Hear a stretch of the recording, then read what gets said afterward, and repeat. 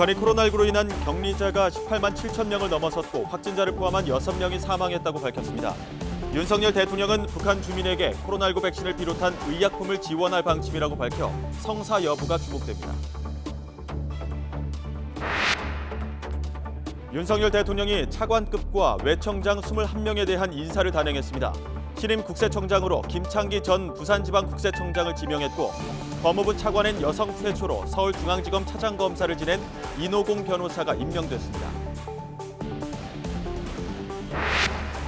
김성회 대통령실 종교다문화비서관의 부적절 발언 논란이 커지는 가운데 조만간 김 비서관의 거취가 결정될 것으로 보입니다.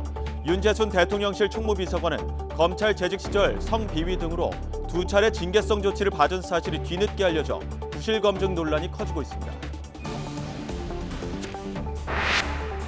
여야가 후보 등록을 시작으로 6일 지방선거와 국회의원 보궐선거 경쟁에 돌입한 가운데 민주당발 성비위 사건이 선거의 쟁점으로 떠오르고 있습니다.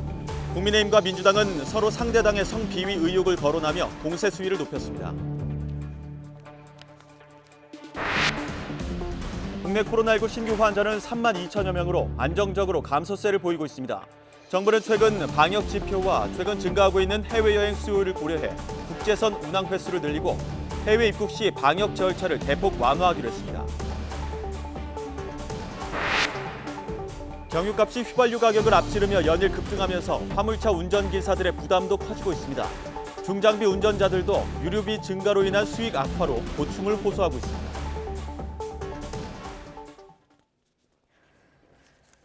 네, 윤석열 대통령이 북한 주민들에게 코로나19 백신을 포함한 의약품을 지원하겠다는 방침을 밝혔습니다. 안보 상황과 인도적 지원은 별개다 이런 건데요. 자, 취재 기자 연결해 보겠습니다. 박소정 기자. 네, 용산 대통령실입니다. 네, 윤석열 대통령이 북한에 대한 백신 지원 방침을 공식적으로 밝힌 거군요.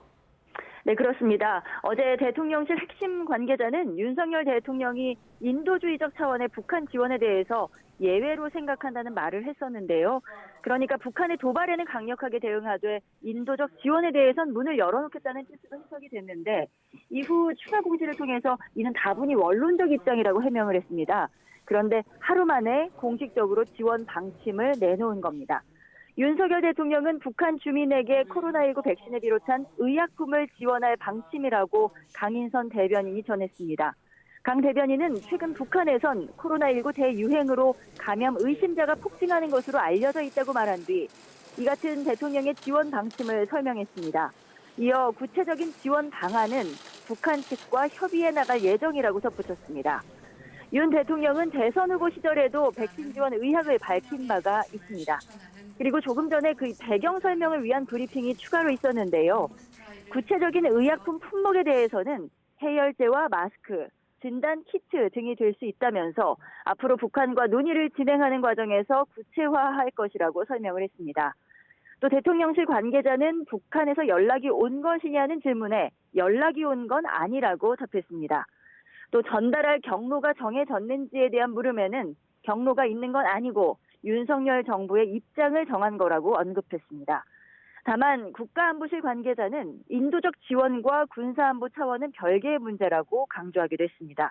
또 북한이 자신들의 방역 체계가 완벽하다고 발표한 만큼 우리 쪽에서 먼저 어떻게 뭘 줄 것인지 논의를 시작할 수는 없다며 북한이 원하고 도움을 청한다면 진지하게 논의할 준비를 하겠다고 언급해서 대변인과는 좀 수위가 다른 이야기를 하기도 했습니다. 따라서 앞으로 어떻게 논의가 진행될지, 실제 백신 지원은 언제 어떻게 이루어질지는 지켜봐야 할 것으로 보입니다. 지금까지 용산 대통령실 기자실에서 YTN 박소정입니다.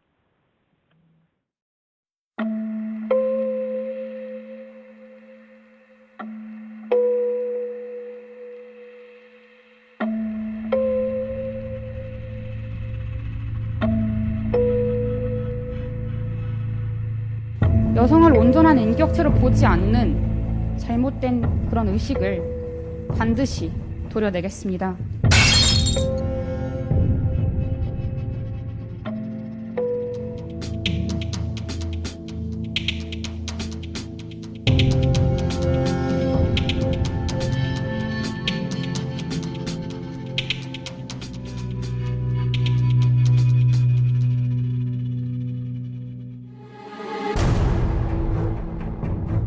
민주당은 여전히 총체적 도덕불감증 성범죄 전문이라고 하는 DNA가 달라지지 않고 있다는 것을 알 수 있습니다.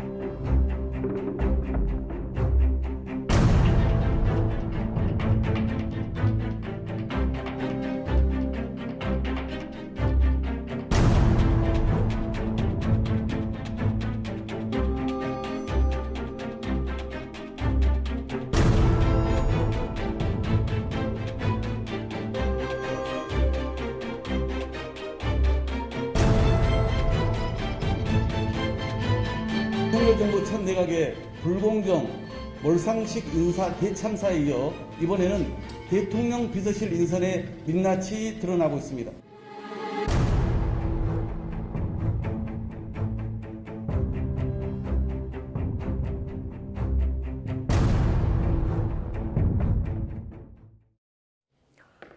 네, 지방선거 코앞에 두고 민주당은 성비위 악재가 터졌고 국민의힘에서는 대통령실 인선 관련 논란이 악재가 될까 우려하는 분위기입니다. 자, 여야 정치인 두 분과 주요 현안 짚어보겠습니다. 신성범 전 국회의원 그리고 이소영 더불어민주당 의원 나오셨습니다. 어서 오십시오. 안녕하세요. 예, 안녕하십니까. 자, 이소영 의원님 오랜만에 자리 함께해 주셨는데 좀 껄끄러운 질문 먼저 드려야 될 것 같습니다. 박완주 의원 제명 어제 방침이 내려졌는데 보니까 추가로 피해 보좌진의 서명을 위조한 그 사직서로 면직을 시도했다. 이런 추가 의혹이 지금 좀 나온 상황이거든요. 네. 어떻게 파악하고 계십니까? 일단 먼저 참 드릴 말씀을 찾기 어려울 정도로 송구하고 참담하고 또 개인적으로도 굉장히 괴롭습니다. 예. 저도 민주당의 소속 의원으로서 그리고 지금 이제 임시 지도부 역할을 맡고 있는 비상대책위원으로서 피해자분 그리고 국민 여러분들께 일단 진심으로 사죄드린다는 말씀부터 좀 드리고 싶습니다. 정말로 사과드립니다. 예.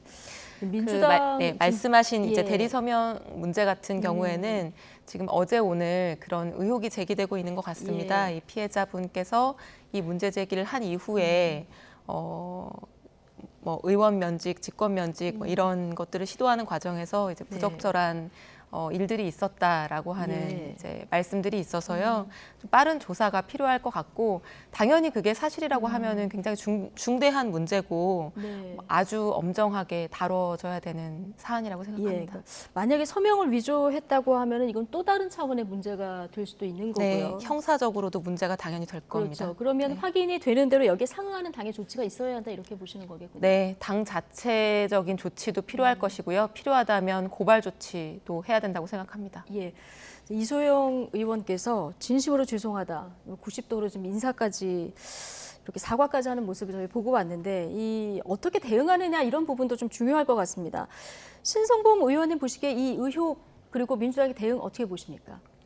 우선은 조금 보통의 경우에는 언론 보도가 나고 나면은 그 당에서 나오는 건데 아마 민주당이 굉장히 좀 급했던 거는 맞는 것 같아요. 그러니까 뭐 제명 결정이 먼저 나왔잖아요. 그러니까 네. 언제 어떻게 무슨 일이 일어났는지를 묻지 않고 그냥 사건의 심각성만 확인했다 이렇게 나오는 건데. 예, 이건 뭐 피해자를 좀 보호해야 되는 측면도 그런 있으니까요. 측면도 있겠죠. 그런데 제가 볼 때 뭐 선거 때문에 그런 것 같은데 어찌됐건 이 문제는 지금 드러나는 상황만 보더라도 뭐 권력형 성범죄는 맞는 것 같아요. 그러니까 보좌진이라고 그랬죠. 보좌진. 보좌가 아니면 비서관일 텐데. 그럼 권력의 상하관계는 맞잖아요. 국회의원과 보좌진은. 또 하나는 이게 은폐 의혹이 있는 거다. 범죄 은폐 의혹이. 말씀하신 이제 면직 시도권만 하더라도 본인이 피해를 당한 그 보좌진 여성은 그만둘 생각이 없었는데 제3자가 마치 사직서를 써가지고 그걸 국회 사무처에 제출하도록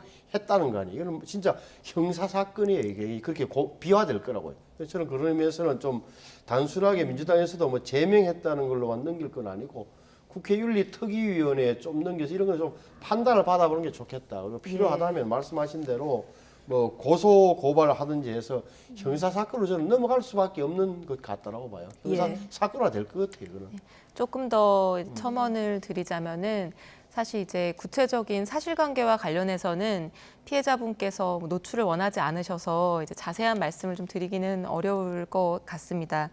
그런데 이제 그 사건 자체는 작년 말에 있었던 일이지만 최근에 4월 말에 당 차원의 기구에 정식으로 이제 피해자분께서 사건을 접수하게 됐고 이제 며칠간의 윤리감찰단의 조사를 거쳐서 네. 이제 사실관계가 어느 정도 확인되자마자 즉시 피해자분의 요청에 따라서 네. 가장 빠른 시점에 결정을 했다는 이제 말씀을 좀 드리겠고요. 예. 당 차원의 제명은 이제 즉각적으로 할 수 있는 조치를 바로 취한 차원이라고 봐주시면 될 것 같고 네. 국회 차원의 징계도 당연히 필요하다고 생각합니다. 그래서 지금 제가 알고 있기로는 국회 윤리특위에 신고도 되어 있는 걸로 알고 있는데요. 국회 윤리특위에서 징계 절차가 개시되면 우리 민주당 차원에서 주도적으로 적극적으로 그 징계 절차도 이끌어 가야 된다고 생각을 하고요. 예. 뭐 형사상, 민사상 이런 과정에서도 피해자분께서 지원이 필요하시고 또 원하신다고 한다면은 당이 지원해야 된다고 보고 있습니다. 저는. 예.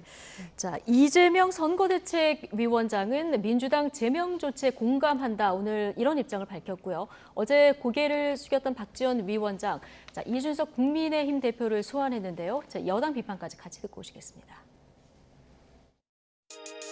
혹시 대선을 앞두고 민주당이 쉬쉬하면서 일부러 감추어 온 것은 아닌지 하는 의혹이 생깁니다. 민주당은 진실을 말하는 용기 있는 입을 틀어막는 시도를 멈춰야 할 것입니다. 민주당이 과거에 성비위 사건으로 여러 차례 국민들의 심판을 받았는데 또다시 계속해서 이러한 사건들이 이어지고 있는 것 자체가 민주당이 반성하지 못했다고 생각하고 있고요. 저는 참 이런 행태들이 되게 역겹다고 생각합니다. 그 문제는 어제 우리 상임선대위원장께서 충분히 말씀드렸고 그래서 저는 거기에 공감한다 이런 정도 말씀드리겠습니다.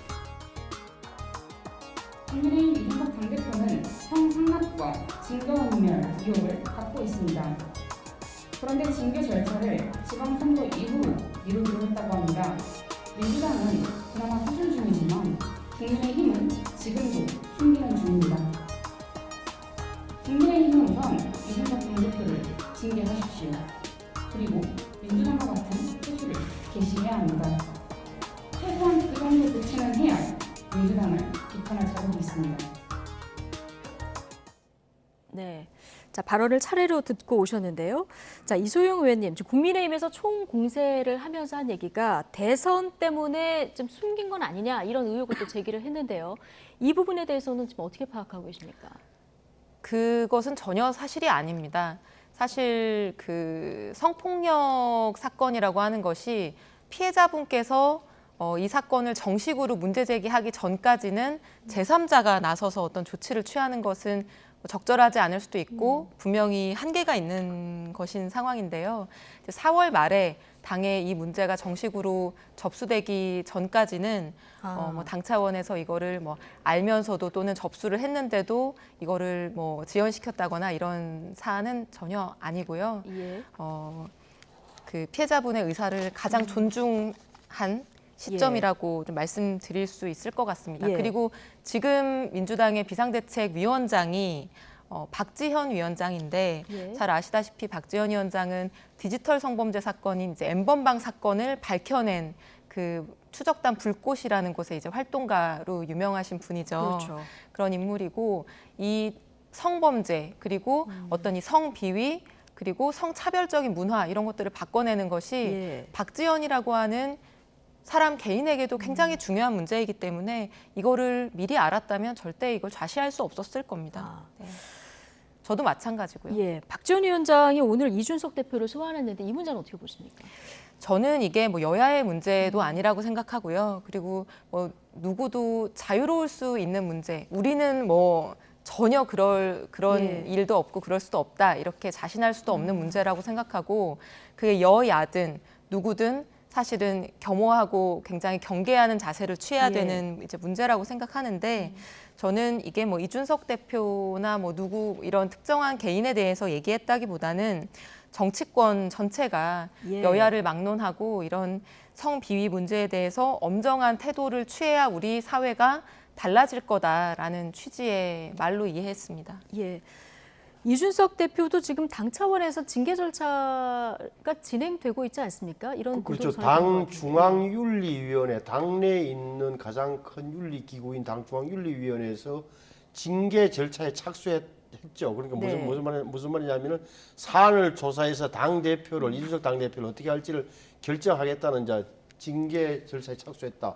이 사안은 아시는 대로 뭐 2013년이니까 9년 전 일이긴 하지만 예. 당 대표로 현직의 당시는 뭐 박근혜 전 대통령 시절이고 당선되고 나서 얼마 안 있었으니까 직전 비대위원장 자격으로 아마 총망받는 청년 정치인 시절 이야기였는데 어찌 될지는 모르겠어요. 그런데 저는 이 이야기는 꼭 하고 싶어요. 우리 이소영 의원님 저 설명을 잘 해주셨는데 여야를 막론하고 이 문제는 좀 접근을 해야 된다는 말씀에 전적으로 동의하고 예. 다만 이제 민주당에 내가 관찰하면서 아쉬운 거는 이제 우리 흔히 아시는 대로 뭐 그 안희정 전 지사나 오돈 시장이나 박원순 시장 건이 있을 때 보면은 집단적으로 방어 심리가 작동하는 것 같아요. 방어 기제가. 그러니까 뭐 피해 호소인이라는 말이 나왔던 이런 지점. 이게 전반적으로 보면 뭐라 그럴까 86 운동권의 조금 문화의 영향이라 그럴까 하면서 좀 서로 감싸주는 그런 분위기가 좀 있었던 거 아니냐.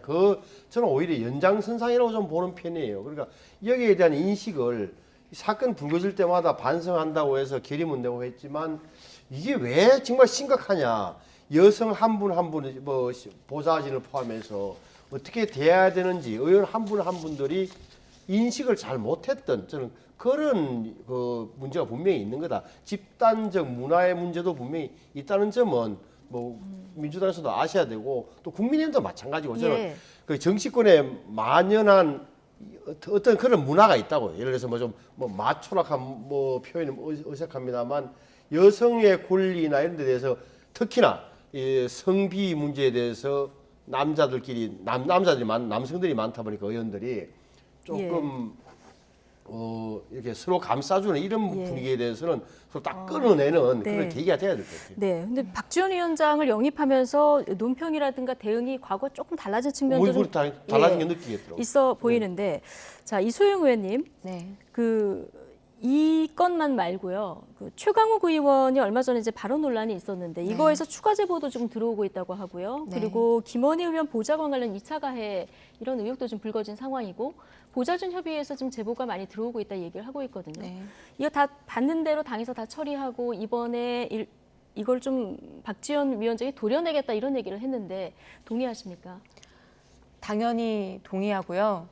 저는 어쩌면 당분간 예. 민주당 안에서 더 많은 사건들이 그리고 오래된 사건까지도 저는 제보가 쏟아져 나올 수 있다고 생각합니다. 왜냐하면 지금까지는 이런 문제 제기를 하는 것 자체도 굉장히 조심스럽고 불이익을 당할까 봐 또는 상대방이 제대로 처벌되지 않을까 봐 주저하게 되는 부분들이 분명히 있었다고 생각하는데 어떻게 보면 성범죄와 지금까지 싸워온 그런 분이 지금 당대표 역할을 하고 계신 것이기 때문에 지금은 어떻게 보면 피해자분들이나 이걸 소리내서 숨죽이고 계셨던 분들이 이제 이걸 꺼내놓고 제보도 하고 문제 제기하고 이제 뭐 가해자의 처벌을 요구하기도 할 수 있는 상황이 저는 되어가고 있다고 생각을 하거든요. 그래서 당장은 이런 오래된 문제, 큰 문제, 작은 문제 이런 것들이 터져 나오는 것이 민주당의 단기적으로는 악재가 될 수도 있고 고통스럽고 괴로운 일이 될 수도 있지만 이런 기회에 정말 이 골문 환부 부분들이 그냥 만천하에 한꺼번에 다 드러나고 이런 문화와 관행과 이런 것들을 문제 제기하지 못하고 처벌하지 못했던 그냥 모든 지금까지 쌓여왔던 것들이 이번에 일소하는 계기가 된다고 한다면 장기적으로는 민주당이 달라지고 또 국민 여러분들께 신뢰를 회복하는 그런 기회가 될 수도 있다고 생각합니다. 그런 의미에서 뭐 최근에 불거진 여러 가지 그런 크고 작은 문제들을 포함해서 어떤 문제가 나오더라도 회피하지 않고 그 문제들을 정성껏 그리고 정말 진심을 다해서 엄정한 태도로 다루겠습니다. 이건 뭐 장기적인 국민의 신뢰를 얻는 방법을 택해야 된다. 이런 얘기를 오늘 강조해 주셨는데 자, 여권에도 지금 선거 앞두고 불리한 이슈가 있습니다. 김성회 비서관을 포함한 대통령실 인선, 부실 검증에 대한 비판인데요. 먼저 정치권 이야기 듣고 오시죠. 김성회 비서관 그리고 공직기관 비서관, 총무비서관 당장 사퇴해야 마땅합니다. 민주당은 국회 운영일 열어 비서실 인선 경위도 따져 묻겠습니다. 취임한 지 불과 나흘째입니다. 윤 대통령은 지금이라도 검찰공화국이 아니라 민생과 경제 살리기 그리고 국민 통합에 매진하기 바랍니다. 국민들이 굉장히 필요해하고 어려워하는 이 심정을 잘 헤아리시고 몇 가지 문제는 지금 바로 결단해서 문제를 풀 수 있는 부분들도 있다고 봅니다. 지금 터져나온 비서관 문제라든가 이런 김성애 비서관 문제라든가 이런 것을 통해서 조금 이 윤석열 정부가 새로운 미래로 나가겠다라고 하는 의지를 좀 더 확실하게 보여주시고 국민 통합의 중심에 서주시기를 부탁드립니다. 예. 자, 김성회 비서관의 혐오 발언 논란. 오늘도 사의 표명한 적 없고 거취 정해진 바 없다 이렇게 얘기를 하고 있습니다만은 조금 기류는 달라지는 것 같기도 하고요. 어떻게 보십니까? 그치 본인이 표명하든 아니면 대통령 비서실장이 정리를 하든 간에 그걸 떠나서 이 김성회 비서관이라는 분이 무슨 비서관입니까? 종교 다문화 비서관이잖아요. 그러니까 그렇죠. 새로 신설된 비서관 직제 이전에는 이게 제 기억이 맞다면 시민사회 수석실이 아마 행정관 정도가 맡은 자리인데 이걸 비서관으로 키웠는데 말씀은 딱 이름 자체에서 보세요. 종교 다문화 그러면 관용 다양성 포용 이런 걸 강조해야 마땅한 분이 차별과 편견을 좀 없애겠다 해서 만들어진 없애야 맞는 자리인데 비서관이죠.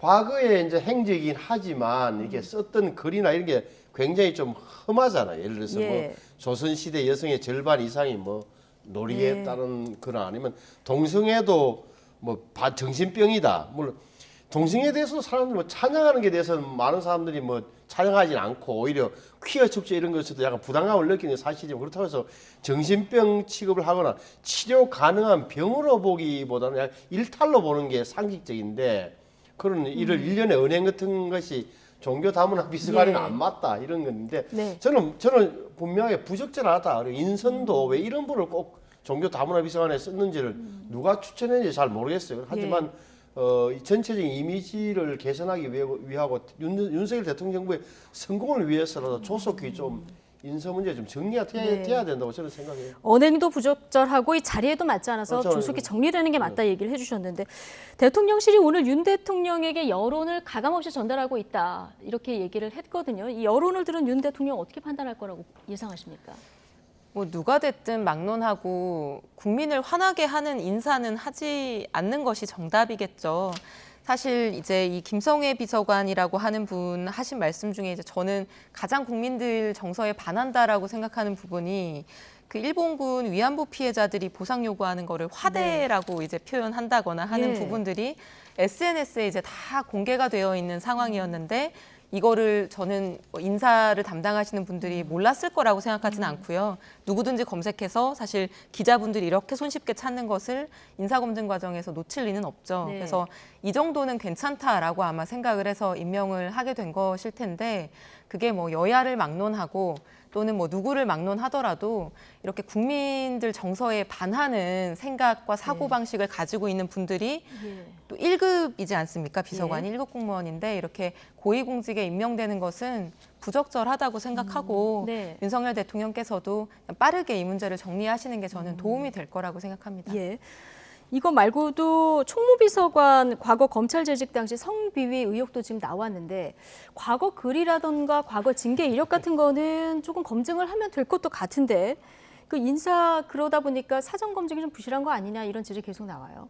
그게 윤재순 비서관이 기관장 경고를 받았다 그래. 기관장 경고 시점을 보니까 1996년 그러니까 서울 당시 남부 지청이었거든요. 지청에서 검찰 주사보로 재직하듯이 26년 전에 여직원 상들에서 부적절한 신체 접촉이 있었다. 그래서 경고를 받았고 또 6년 후 2012년도에 10년 전에 또 대검 정책기획과에서 검찰 사무관으로 재직할 때 비슷한 사례로 감찰본부장 경고처분을 받았다. 이게 정식 징계는 아니다. 예. 기관장 경고는 당신은 뭐 정식 징계는 아니었다는 걸로 뭐 세명을 한다 그래요. 그렇더라도 경고가 있었다는 거는 부적절한 행동이 있었다는 거 아니겠습니까? 물론 그렇죠. 그러니까 예를 들어서 이게 이제 흔히 말하는 뭐 감봉이나 견책이나 이렇게 쭉 나름의 징계 위원회가 만들어져서 그 정도 사안은 아니었다는 걸로 해서 검찰 내부에서 넘어갔던 거고 여기에 대해서는 윤석열 대통령이 알았는지 몰랐는지는 잘 모르겠어요. 어쨌든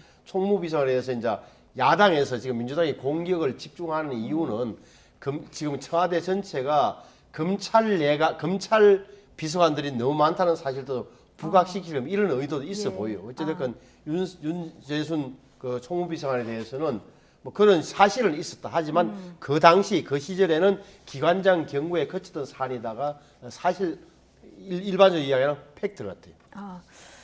지금 민주당에서는 대통령실이 대검 분소냐 이런 비판도 나왔는데 지금 검찰 출신 인사가 너무 많다 이런 지적도 나오는데 이 문제는 어떻게 보십니까? 실제로 이제 기존에 비해서는 검찰 출신 인사가 많은 것이 사실인 것 같고요.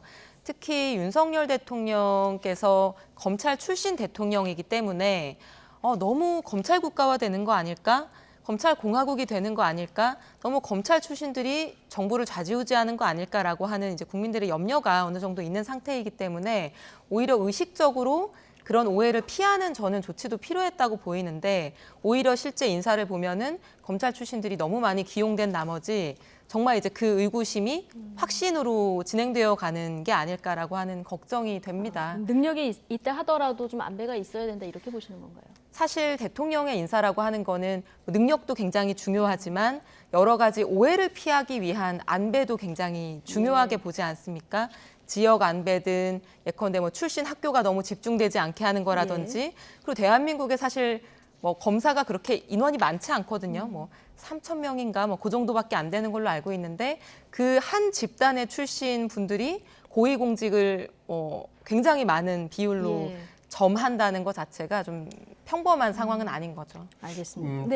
저도 사실 왜 검찰 출신이 이렇게 많을까? 특히나 중요 요직 옛날에 문재인 정부 시절에 인사수석이라고 했죠. 인사수석이 없어지고 인사기획비서관 또 인사비서관을 다 검찰 출신 썼는데 검사가 많다기보다는 우리 검찰 출신, 검찰 일반 행정직 출신이 이렇게 많은 거예요. 그래서 저도 몇 군데 알아봤더니 이런 취지더라고요. 그러니까 이게 항용 일반적으로 인사수석이나 인사비서관을 정치권 출신으로 쓰기 십상인데 이렇게 될 경우에는 정치권에서 굉장히 많은 청탁과 인사 요청이 많다는 거예요. 그래서 보면 또 기존 정치에 물든 사람들이 대통령 주변으로 모여들게 된다. 따라서 정치권과는 절연됐던 연이 없는 검찰 사무관 출신, 검찰 간부 출신들을 갖다 놓아야 오히려 깨끗한 청와대 인사를 할 수 있다. 이런 취지라고 이야기를 들었어요. 저도 뭐 그 설명에는 좀 고기가 끄떡거리는 측면도 좀 있어요.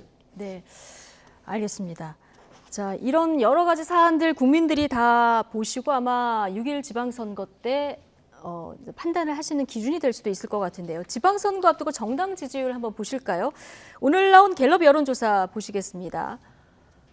자, 국민의힘이 45, 더불어민주당이 31, 14%포인트 차. 국민의힘은 지금 7년 6개월 만에 최고치를 보였다고 하는데 자, 신성범 의원님, 이거 새 정부 출범하고 맞물렸다고 봐야 될까요? 그렇죠. 새 정부 10일 날 그 취임식하고 보시면 아시겠지만 12일까지 조사를 했으니까 그다음에 반사적으로 민주당이 보면은 첫째는 서울시장이라든지 그 후보 선정 과정에서 보여줬던 정치적 리더십이 부족하다는 부분 하나. 또 청문회 과정에서 보여줬던 미안한 이야기지만 민주당 의원들이 굉장히 준비가 안 돼서 나와서 오히려 되치기 당하는 이런 전반적인 모습이 투영된 여론조사 결과다. 지금 제가 볼 때는 만약에 저 박완조 의원이라든지 이런 성비 의혹이 좀 더 아직 제대로 반영이 안 되는데 제대로 하면 충분히.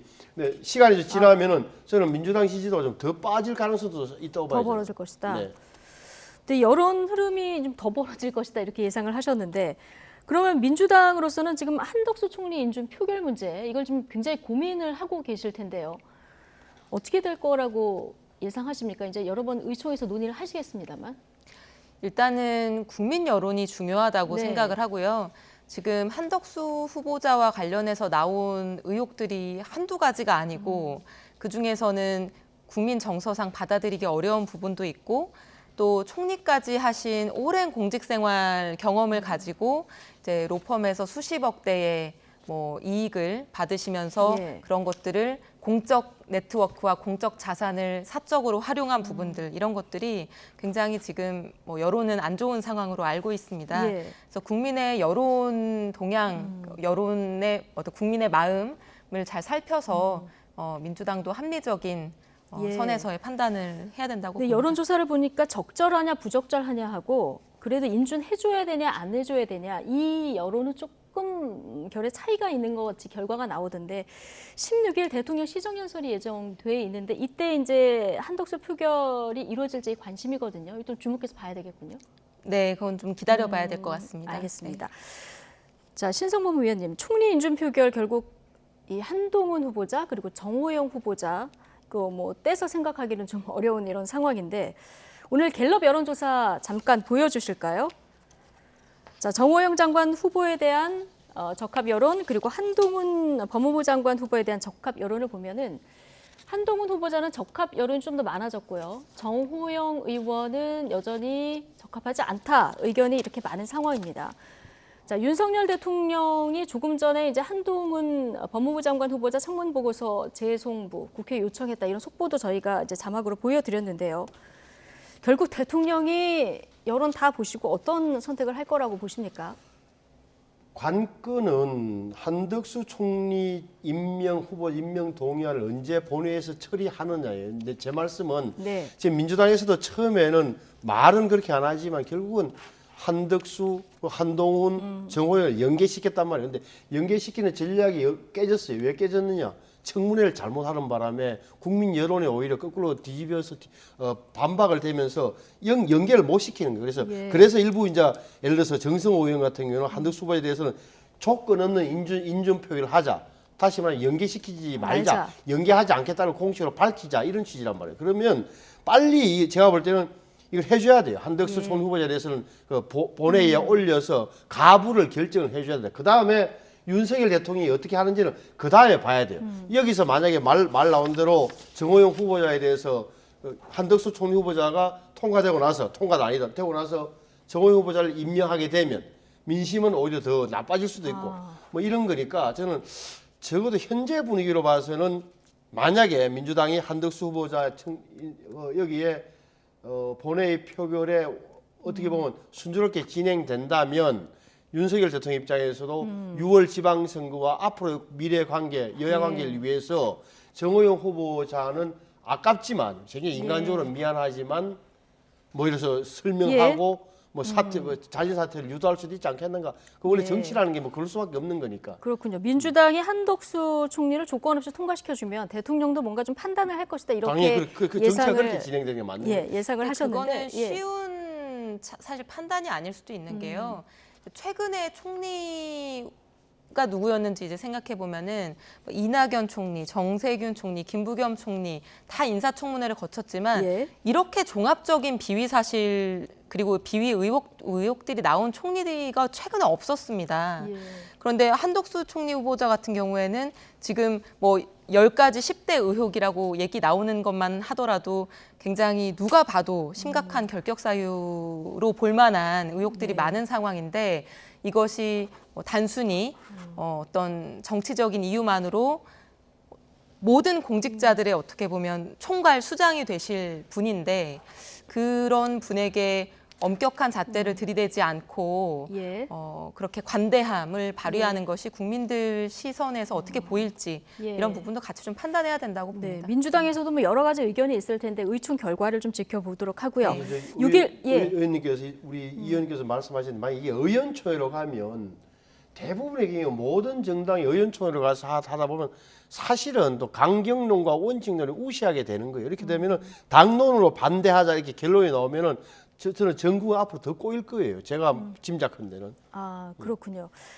자, 오늘 후보 등록 다 마감이 됐는데요. 민주당 첫 중앙선거대책위원회 그 회의를 김동연 경기지사 후보 선거사무소에서 진행을 했더라고요. 경기도는 반드시 사수한다. 뭐 이런 의지라고 보면 될까요? 경기도는 우리 대한민국에서 가장 큰 지방 정부이기도 하고요. 민주당의 단체장이 정말 많은 성과를 축적시켜 놓은 성과의 어떤 집약판이기도 한 어떤 광역 정부입니다. 그래서 경기도에서 바람을 만들고 흐름을 만들어서 전국 선거에 좋은 영향을 미치는 것이 이번에 저희에게 중요한 선거 전략이기도 하기 때문에 첫 회의를 경기도에서 연 것으로 알고 있습니다. 네. 지금 이 보궐선거에 출마한 안철수, 이재명 이 두 거물급 후보의 영향이 지방선거에 어떻게 미칠까 이것도 관심인데 오늘 두 사람 출마에 대한 국민 여론을 물은 그 여론조사가 있어서 봤더니 안철수 위원장보다는 이재명 고문 출마에 대한 부정 여론이 조금 더 높은데 이건 아무래도 대선에서 끝까지 뛴 그 후보라서 그럴까요? 그렇죠. 그게 가장 큰 요소죠. 그러니까 대통령 선거에서 윤석열 대통령의 한 24만 표 정도 진 분인데 좀 쉬었다가 큰 정치를 하지 마음 급하게 왜 또 자기 지역구도 아닌 인천 계양에 또 출마하는 것이라는 그 상식적인 국민의 상식이 좀 뭐 이게 여론조사에 나온 거죠. 안철수 의원은 이제 안철수 위원장 그나마 중간에 이제 단일화를 포기했으니까 아 저분은 당권을 잡기 위해서 국민의힘 당권을 잡기 위해서 정치 일정상 필요해서 뭐 그 분당갑에 출마해서 다음에는 당 대표 하려는구나라는 국민적인 나름의 그 상식적인 기대랄까 전망과 맞아서 저렇게 좀 나오는 거 차이가 좀 있는 것 같아요. 예, 알겠습니다. 이재명 위원장은 지금 이번에는 유능한 일꾼을 뽑는 선거다 이렇게 얘기를 하고 있는 상황인데요. 이재명 고문의 이제 짧게요. 개항은 출마에 대해서는 좋지 않게 본다고 하는 여론에는 이재명 고문에 대한 또 애정을 가지고 있는 분들의 애정이 좀 녹아 있는 저는 여론조사 결과라고 봅니다. 애정이 담겨 있는 여론조사 결과다. 알겠습니다. 자, 신성범 전 국회의원 그리고 이소영 더불어민주당 의원 오늘 두 분과 이야기는 여기까지 하겠습니다. 고맙습니다. 네, 감사합니다. 한미 안보사령탑이 처음으로 통화하고 단거리 탄도미사일 발사를 포함한 북한의 잇따른 도발을 규탄했습니다. 북한이 최근 코로나 발생을 처음으로 확인한 데 대해서는 미국도 우리나라와 마찬가지로 인도주의적 도움을 제공하겠다는 방침입니다. 워싱턴에서 강태욱 특파원의 보도입니다. 김성한 대통령실 국가안보실장과 제이크 설리번 미국 백악관 국가안보보좌관이 처음으로 통화했습니다. 백악관은 오는 20일 예정된 바이든 대통령의 한국 방문에 대해 상의했다고 밝혔습니다. 첫 한미 정상회담이 동맹의 위력을 확인하는 기회가 될 것이라는데 의견을 함께했다고 덧붙였습니다. 백악관은 또 두 나라가 북한의 잇따른 도발을 유엔 안보리 결의 위반으로 규탄했다고 밝혔습니다. 그러면서 북한의 위협에 긴밀히 공조하면서 한반도의 완전한 비핵화라는 공동의 목표를 진전시켜 나가기로 했다고 전했습니다. We've shared this information with allies and partners and are closely coordinating with them. As you noted, the president is traveling to the Republic of Korea and Japan next week, where he will continue strengthening these alliances and make clear our commitment to the security of the Republic of Korea. 북한의 코로나 발생과 관련해서도 뜻을 함께했습니다. 우리 정부는 정치 상황과 별개로 인도적 지원을 준비하고 있다고 했는데 미국도 가장 취약한 북한에 시급한 인도주의적 도움을 제공하려는 국제적 노력을 이어갈 것이라고 밝혔습니다. 다만 백악관은 북한이 그동안 국제 백신 공동 구입 프로젝트인 코백스가 배정한 백신도 거부해 왔다는 점을 지적했습니다. 그러면서 당장 백신을 지원할 계획은 없다고 선을 그었습니다. 한미 모두 방역이나 백신 지원이 대화나 접촉을 시작할 물꼬가 될 수 있다고 기대하고 있습니다. 하지만 북한이 인도적 지원을 거부할 경우 한반도 긴장은 더 고조될 수밖에 없을 것으로 보입니다. 워싱턴에서 YTN 강태욱입니다.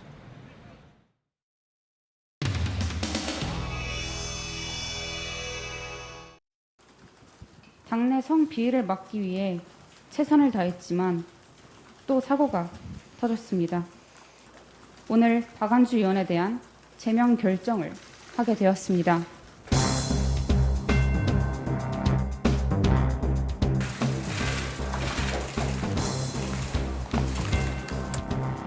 박안주 의원 사건은 2021년 연말에 발생한 심각한 수준의 성범죄입니다.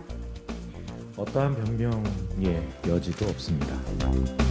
기자분들 필요하신 거는 질문 있으시면 김원희 의원실 수사가에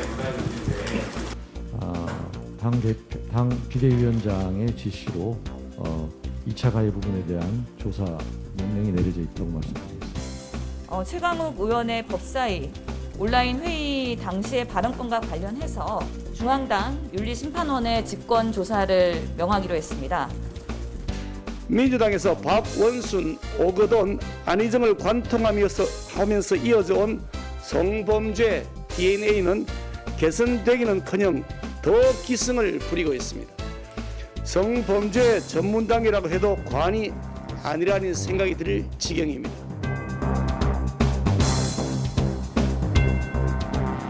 네, 충남 천안을 국회의원 박한주입니다. 먼저 오늘 우리 광역단체장의 성범죄 사건으로 많은 국민들이 분노하고 상처를 받고 있습니다.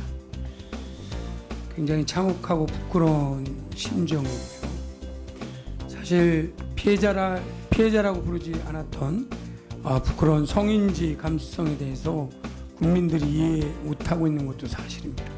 예, 필요에 따라서 압수수색할 그 부분에 대해서 본범, 정범에 존재하지 않는 부산시장 건, 서울시장 방조건 모두가 이렇게 뜨뜨미진하게 하는 게 아니냐라고 하는 의혹을 지금 우리 후보자님께서 갖는 거예요. 박한주원 피해자에 대한 사과를 하셨는지 궁금합니다. 피해자에 대해서 사과를 했는지 여부는 지금 저희들이 보고받지 못했습니다. 그럼 박완주 의원도 제명 조치에 대해서도 그걸 인정하고 있는 거 같아요. 당사자는 아마 좀 다르게 판단을 하고 있는 것 같고 그렇습니다만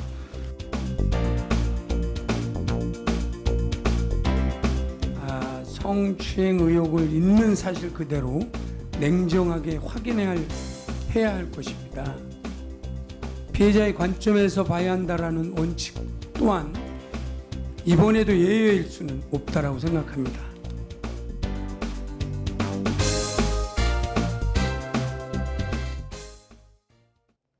현재 서울은 구름만 간간히 지나고 있지만 강원과 충청, 일부 남부 내륙에는 산발적으로 비가 내리고 있습니다.